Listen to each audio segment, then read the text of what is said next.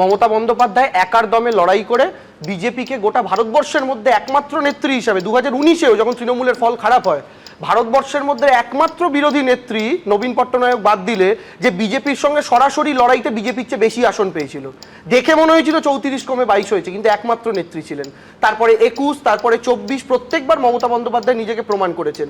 ওই গুজরাট থেকে আসা দুই ভাই তাদেরকে রুখে দিয়েছিলেন কিন্তু এই হাওয়াই চপ্পল পরা মহিলা। ফলে এইখানেই মমতা বন্দ্যোপাধ্যায় আলাদা। মমতা বন্দ্যোপাধ্যায় একই সঙ্গে শাসক, মমতা বন্দ্যোপাধ্যায় একই সঙ্গে বিরোধী। দেবাংশু, তাহলে কপিল সিব্বাল বা অভিষেক মনু সিংভির ওপর এই ক্ষেত্রে ভরসা রাখা যাচ্ছে না?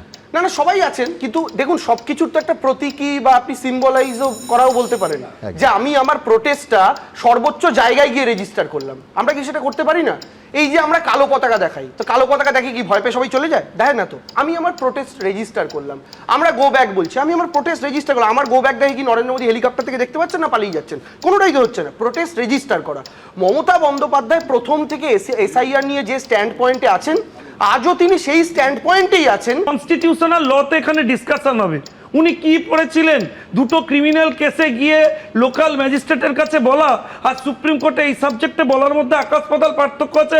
ডিগ্রি আমারও তো লয়ে, ওই কলেজ থেকেই তো পেয়েছি, রেগুলার প্র্যাকটিস করি না, কত ভুল বলে ফেলতে পারে আমি তো জানি। তখন একটা হিতে বিপরে আমার মনে হয় ওনার পুনরায় সিদ্ধান্ত বিবেচনা করা উচিত। কিন্তু আমি একটা ভয়ঙ্কর দিক বলেই আমার বক্তব্য শেষ করব দু লাইনে। সুমনদা, এখানে সব থেকে রিস্ক ফ্যাক্টর হচ্ছে আমার মনে হয়েছে তৃণমূল কংগ্রেস নির্বাচনটা ইচ্ছে করে পিছিয়ে দিতে চায়, ভয় পেয়েছে বলে। তৃণমূল কংগ্রেস কোনো না কোনোভাবে চাইছে কোর্টে গিয়ে যাতে এটা ডিলে করা যায়। ভালো, তাতে যদি পরিস্থিতি এমন হয় যে বাংলায় রাষ্ট্রপতি শাসনে তারা ভোট চান, তাহলে তাই হবে। কারণ এটা হওয়া দরকার। এদেরকে রেখে ফ্রি অ্যান্ড ফেয়ার ইলেকশন করা পসিবল নয়। একটা কথা পরিষ্কারভাবে জানতে হবে, জাতীয় কংগ্রেস এবং রাজ্য কংগ্রেস এসআইআর এর বিরোধী নয়। আমরা যে প্রক্রিয়াতে এসআইআর হচ্ছে, যেভাবে নির্বাচনের আগে দিদিমণিকে দাদা একটি উপহার তুলে দিলেন, এই এসআইআর প্রক্রিয়াকে ইনঅ্যাক্ট করে পশ্চিমবঙ্গে আমরা এই টোটাল ফিলোসফিটার বিরোধী। আমরা একটা কথা বলছি, যদি সদর্থকভাবে বিরোধিতা করতে হয় এসআইআর প্রক্রিয়ার, সবাইকে নিয়ে আন্দোলন করুন এবং আদালতে যান।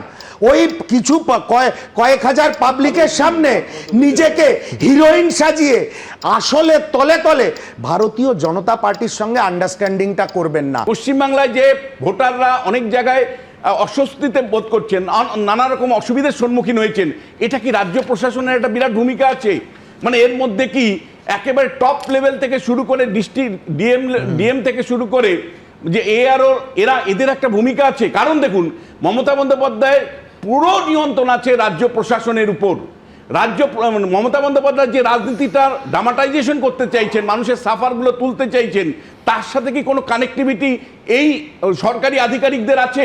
তারা এগুলো ছেড়ে রাখছেন, সেই দুরবস্থাগুলো তৈরি করছেন, আর মমতা বন্দ্যোপাধ্যায় সেগুলোকে নিয়ে রাজনীতি করতে পারছেন।